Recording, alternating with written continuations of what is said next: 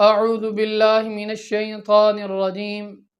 بسم اللہ الرحمن الرحیم وما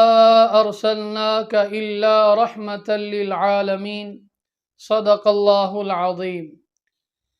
کتنے خوش نصیب ہیں وہ لوگ جو نبی پاک صلی اللہ علیہ وآلہ وسلم کی دعائے رحمت کے مستحق بنے۔ آج ہم بھی نبی پاک صلی اللہ علیہ وآلہ وسلم کی دعائے رحمت کے مستحق بن سکتے ہیں اگر ہم یہ چند اعمال کر لیں۔ نبی پاک صلی اللہ علیہ وآلہ وسلم نے ایسے شخص کے لیے دعا کی ہے کہ اللہ اس شخص پر رحم فرمائے جو شخص عصر کے 4 فرضوں سے پہلے 4 رکعت نماز سنت غیر موقدہ پڑھتا ہے۔ ایسے شخص کے متعلق دعا کی نبی پاک صلی اللہ علیہ وآلہ وسلم نے کہ رحم اللہ ایسے شخص پر رحم فرمائے۔ تو خوش نصیبی کی بات ہے کہ جو آدمی عصر کے فرائض سے پہلے 4 رکعت نماز سنت غیر موقدہ پڑھتا ہے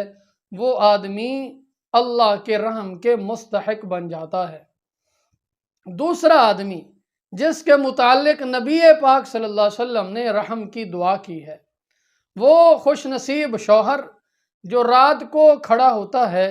تہجد کی نماز کے لیے اٹھتا ہے، خود بھی نماز پڑھتا ہے اور اپنے گھر والوں کو، اپنی بیوی کو بھی جگاتا ہے کہ اٹھ اللہ کی بندی تو بھی تہجد کی نماز پڑھ لے۔ تو ایسے آدمی کے متعلق نبی پاک صلی اللہ علیہ وسلم نے فرمایا کہ رحم اللہ ایسے شخص کے اوپر رحم فرمائے جو خود بھی نماز کے لیے اٹھا اور اپنے گھر والوں کو بھی جگایا۔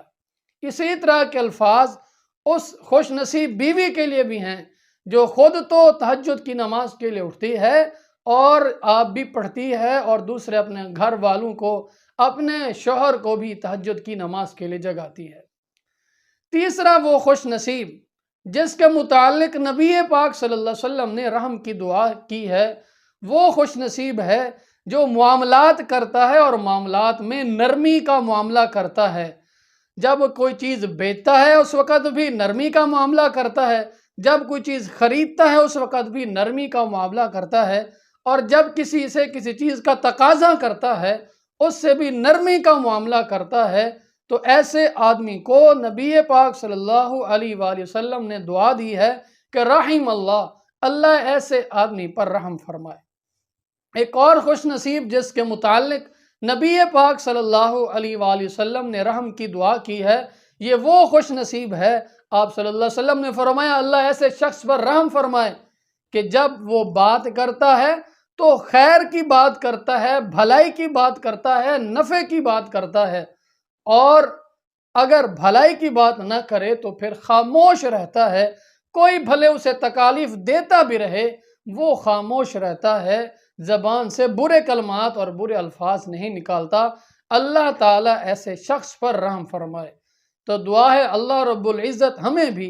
ان اعمال کی توفیق عطا فرمائے کہ ہم بھی یہ اعمال کریں تاکہ نبی پاک صلی اللہ علیہ وآلہ وسلم کی زبانی ہم بھی دعائے رحمت کے نبی پاک صلی اللہ علیہ وسلم نے جو دی ہے اس دعائے رحمت کے مستحق بن جائیں، اور اللہ کی صفت رحمت جو ہے وہ ہمارے اوپر بھی خاص طور پر ظاہر ہو، اور اللہ تعالی ہم سارے مسلمانوں کو معاف فرمائیں۔ وآخر دعوانا ان الحمد للہ رب العالمین۔